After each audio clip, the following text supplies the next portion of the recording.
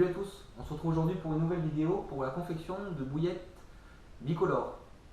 Donc, bicolore, bigou, ail et moule. D'accord. Donc je vais vous faire voir toutes les étapes qu'il faut pour confectionner ces bouillettes. Donc je vais vous faire voir dans un premier temps les différents ingrédients qu'il va falloir pour faire cette recette.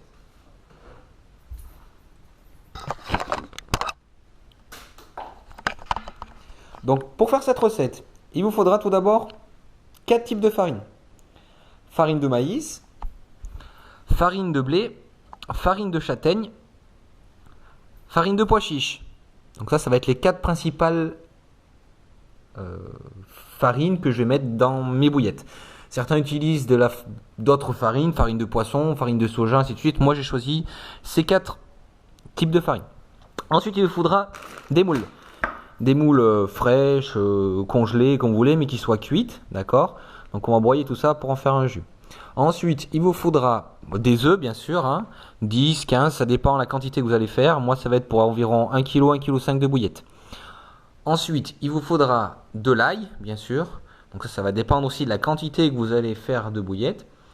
Du sel, pour conserver les bouillettes. C'est conservateur. Moi, je ne veux pas mettre de conservateur à l'intérieur. Je vais mettre vraiment que des produits naturels. Donc du sel. Et puis, bien sûr, des colorants pour faire nos billes bicolores. Voilà, donc à peu près tous les aliments que vous allez retrouver dans cette recette. Donc écoutez, je vais vous montrer la première étape, donc le mélange de mes farines. Voilà, donc on passe à la confection de la farine, d'accord. Donc j'ai fait 2 culs de poule, d'accord. Donc les 2 culs de poule, tout simplement parce que je vais avoir 2 goûts différents, ail et moule, d'accord, avec 2 couleurs différentes, donc pour pas mélanger les saveurs. Donc, dans un premier temps, tamisez vos farines, tout simplement pour pouvoir avoir de grumeaux lors de la conception des bouillettes. Après, quand on va les rouler, si vous avez des grumeaux à l'intérieur, ça va pas être bien parce qu'ils vont exploser, ça va vous faire des trous dans les bouillettes. D'accord. Donc tout simplement, tamisez-les une fois, 2 fois, hein, d'accord. Et faites bien ce mélange au moins 1 heure, 1 heure et demie à l'avance, tout simplement pour que vos farines se mélangent bien, que le goût soit homogène, pas que vous ayez des différences de goût. D'accord. Donc, ce que j'ai fait moi, donc c'est les proportions égales à l'une et l'autre, hein, d'accord. Donc j'ai mis 200 g de farine de blé, 150 g de farine de maïs, 50 g de farine de châtaigne et 100 g de farine de pois chiche, d'accord. Donc j'ai fait, donc moins il y a de grammage, plus le goût est fort. Donc si vous voulez, voilà, la châtaigne c'est très fort en goût, je voulais pas que ça couvre tout le reste des goûts des farines, donc j'en ai mis moins, j'en ai mis que 50 g, d'accord. Donc vous mélangez bien tout ça, hein. Et puis vous laissez 1 heure, 1 heure et demie. Plus vous allez laisser mélanger ensemble, plus les goûts vont se mélanger. Donc c'est ce qu'on veut, c'est qu'il y ait un goût homogène dans la bouillette. Donc laissez 1 heure et demie, 2 heures, reposer. Et on va passer à la confection des liquides. D'accord. Tout ce qui est œuf et la préparation qu'on va mettre à l'intérieur. Donc voilà, donc on va passer à la phase des liquides, d'accord. Donc j'ai commencé un petit peu à faire mes mélanges, d'accord. Donc moi je mets les œufs entiers, complets, d'accord, avec la coquille et tout ce qui s'ensuit. D'accord. Donc avec la coquille, ça va rajouter du calcium dans nos bouillettes et une granulométrie un peu plus grosse. D'accord. Donc on n'hésite pas, on mixe bien pour que les coquilles soient complètement broyées.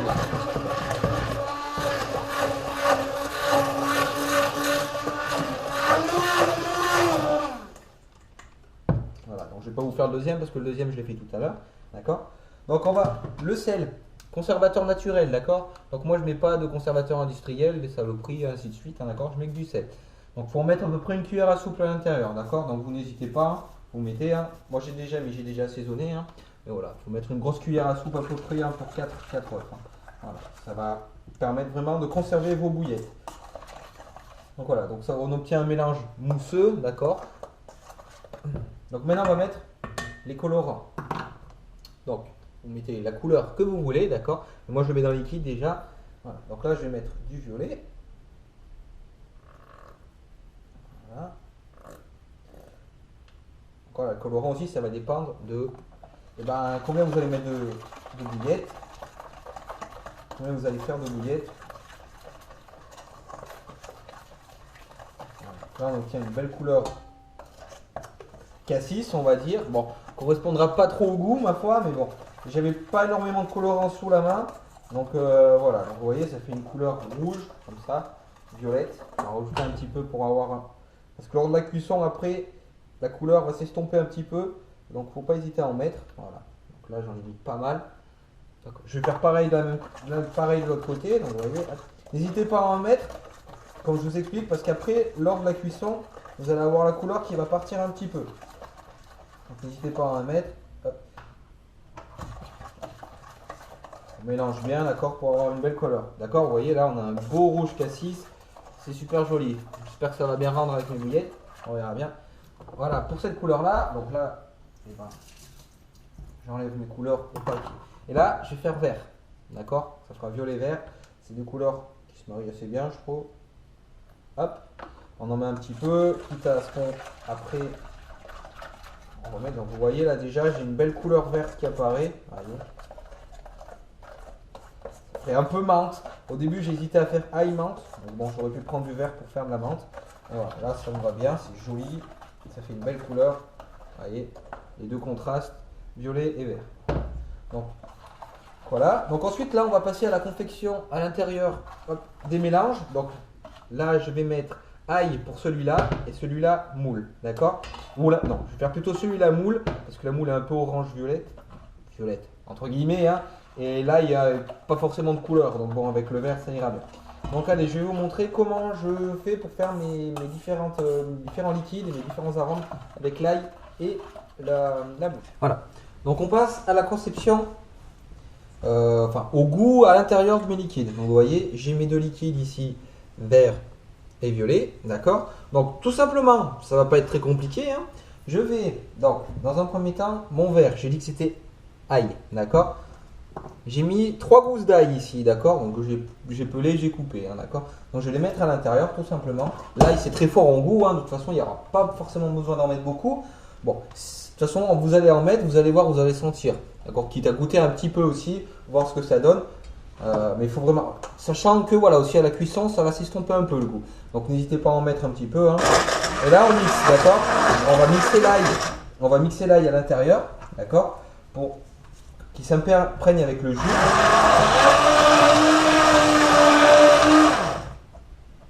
Ça sent l'ail déjà.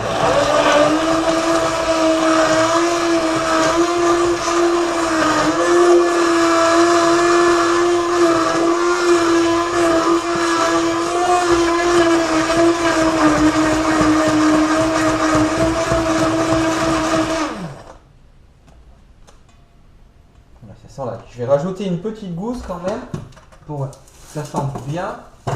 Et là j'ai une gousse. Hop. Je vais m'en couper une petite tranche. Hop.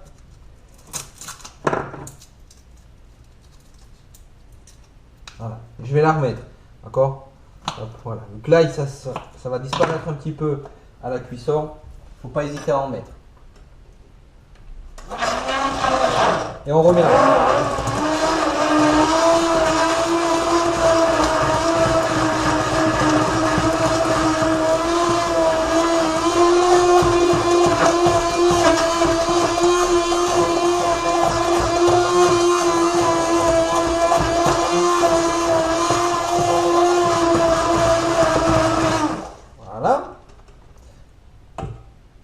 Je vous garantis que ça sent bon, hein. Si ça sent pas l'ail, ça, hop, voilà. Donc ail pour celui-là. Et ce que je vais faire, donc là j'ai à peu près 300 g de moule, d'accord.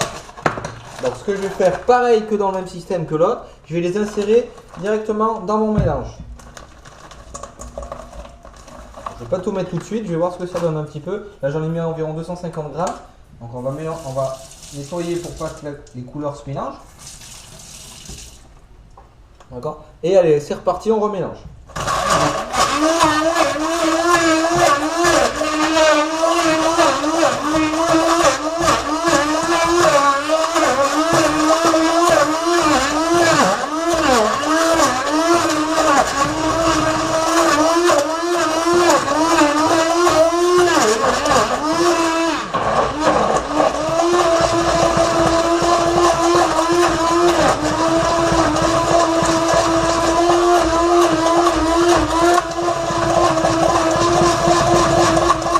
Donc on mixe bien vraiment jusqu'au bout parce que les moules, c'est un peu galère.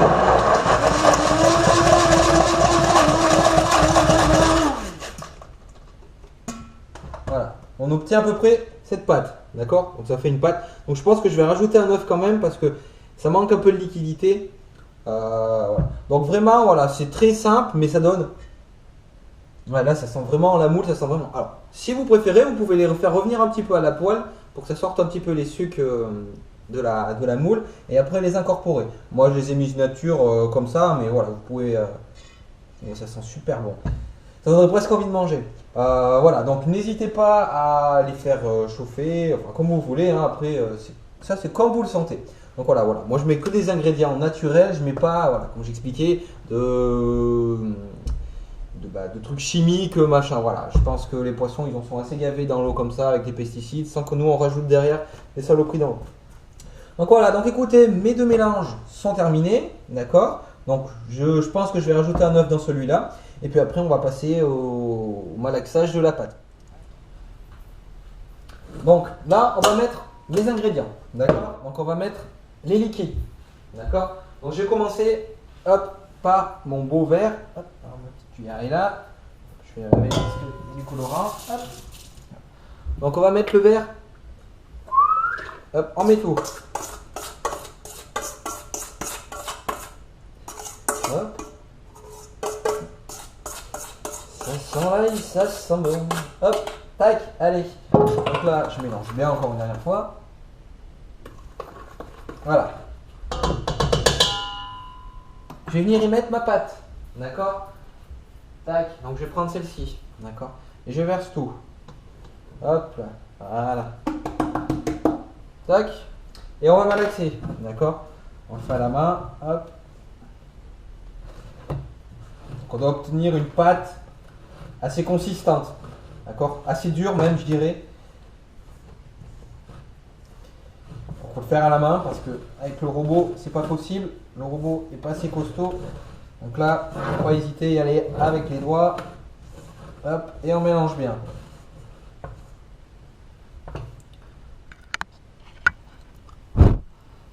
Voilà, donc on n'hésite pas hop, à le mettre sur un plan de travail parce qu'après au bout d'un moment ça devient assez dur.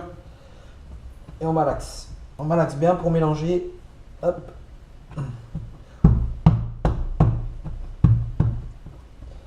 Donc faut vraiment que ça soit très dur. Pas que ce soit du chewing-gum, hein, parce que sinon ça tiendra pas vos bouillettes et ça n'ira pas. Donc on mélange bien, on la travaille un peu comme une pâte à pain, on n'hésite pas à la faire rouler un petit peu. Voilà. Hop, on la fait rouler. Hop. On récupère les bouts qu'il y a. Hop. Voilà. Je pense qu'elle va être terminée. Hop. Toc. Voilà. Donc là, ma pâte, elle est.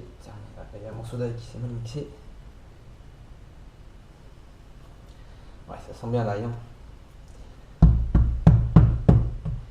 Hop. Hop. Hop. Voilà. Donc, mon premier boudin de pâte.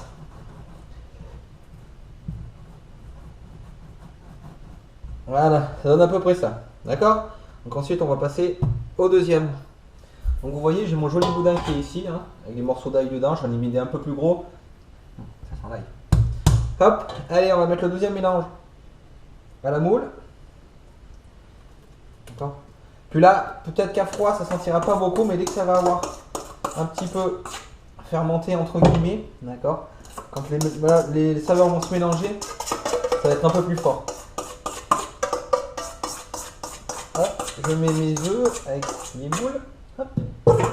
Et je vais mettre ma farine. D'accord. On met tout. Toc. Et on mélange. C'est reparti comme l'autre opération. Donc on commence au début avec une spatule. Comme vous voulez. On commence à mélanger. Et puis dès que ça devient dur, on commence à faire à la mano.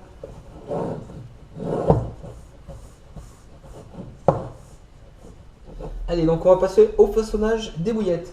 Donc dans un premier temps, il vous faudra une table à bouillettes, sinon vous allez vous faire chier pour les couper à la main et les rouler. D'accord. Moi, ça va être une tablette diamètre 16 mm, d'accord. Donc c'est pas très cher, moi je l'ai retrouvé sur le bon coin, j'ai trouvé 30 €, ça, les buses, et le pistolet, d'accord, 30 € d'occasion, vous retrouvez des très bonnes affaires hein, sur le Bon Coin ou sur des sites exprès de pêche, d'accord. Donc vous ne faites pas chier à les acheter neuves, enfin voilà, il y a des gens qui en vendent parce qu'ils s'en servent plus, c'est des très bonnes tables et ça va très bien. Donc on va partir, hop, donc je vais faire des bigous. Donc dans un premier temps, j'ai ça, je vais couper de moitié, d'accord. Je vais prendre un seul, d'accord, et je vais le rouler, d'accord. Je vais faire pareil avec l'autre, d'accord, pour vraiment avoir deux goûts, deux couleurs différentes. Je roule, hop, pareil, mon autre boudin, hop, je le coupe en deux et je le roule pareil, d'accord, la même longueur à peu près que l'autre, les deux correspondent, hein, d'accord, que ça fasse la même largeur. D'accord, hop, voilà, ça fait les deux largeur. Et là, hop, j'aplatis les deux. D'accord, pour avoir. Là, je roule les deux ensemble. Ça va. Ce qui va avoir pour effet, vous voyez, vous allez avoir deux couleurs dans la bouillette. Hop, voilà. Donc là, je les roule les deux ensemble, elles sont collées. Je prends ma table à bouillette.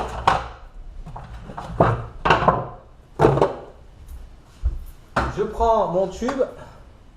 Vous voyez, je ne l'ai pas assez roulé. Ça rentre pas, donc je vais les rouler encore un petit peu, que ça me fasse la grosseur désirée, donc là en l'occurrence la grosseur de mon tube.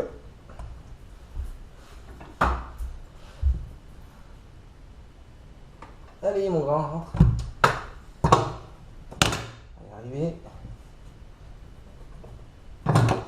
Il faut juste les rouler pour avoir l'épaisseur voulue.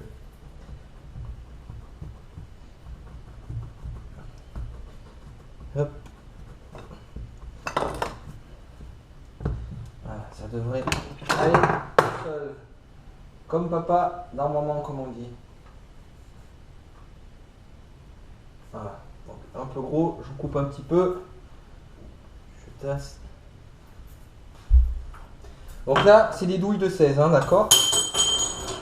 Douilles de 16, enfin que j'ai coupé à 16. Hop.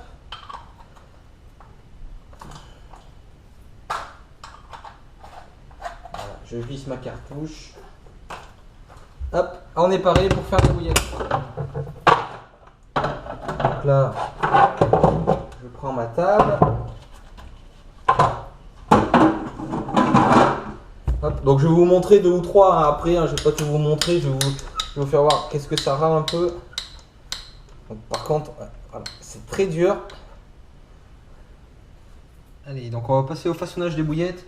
Donc moi j'ai eu un petit souci avec ma caméra.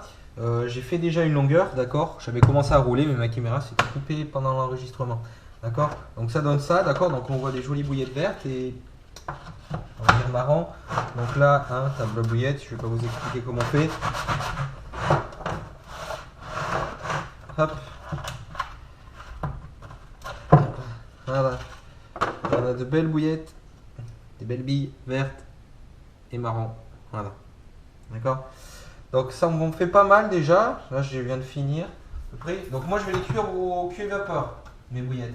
D'accord. Donc allez, ça me fait même des endroits des petits dumbbells. J'aime bien ça. Hop. Donc voilà. Donc je vais vous faire voir ce que ça donne. Vous voyez ici j'ai ça et en dessous j'en ai encore autant. D'accord. Donc ça fait 1 kg, 1,5 kg de bouillettes à peu près. Hein, d'accord. Donc là on va partir pour environ 4 à 4 minutes 30 de cuisson, pas plus. D'accord. Au cuit vapeur, d'accord. Moi je préfère au cuit vapeur, ça garde les saveurs un petit peu. D'accord. Donc c'est parti, je vous montrerai une fois que c'est terminé. Voilà. Donc j'ai laissé reposer toute la nuit, d'accord. On est le lendemain matin. Donc moi j'ai mes billes qui commencent à sécher un petit peu, hein, vous voyez, elles commencent à durcir un petit peu. Voilà. Il va y avoir 2-3 jours de séchage environ. D'accord. Et après ces 2-3 jours passés, les bouillettes vont tremper dans le sel. D'accord. Elles vont être intégrées dans du sel. Donc voilà, donc la vidéo est terminée. D'accord. Donc comme je vous ai expliqué, les bouillettes là vont être intégrées dans du sel complètement dans des sachets. Pour la conservation, elles vont être conservées dans le sel. Pas de conservateur chimique artificiel. D'accord? Uniquement du sel, ça suffit très bien. Donc, après, je vais les mettre sous vide, d'accord, avec un système spécial. Si vous les utilisez pas tout de suite, eh ben, vous pouvez les congeler, d'accord? Ou sinon, si vous reste aussi un petit peu de pâte, vous en avez trop fait, bah, la pâte, vous pouvez la congeler, d'accord? Laissez-la sortir toute une journée dehors une fois que vous allez rouler vos nouvelles boulettes.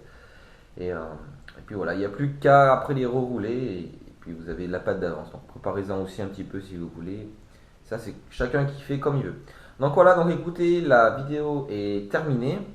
Je pense avoir répondu à plein de questions. Si vous avez encore des questions, n'hésitez pas à les mettre dans le commentaire dans la vidéo. J'essaierai d'y répondre le plus rapidement possible.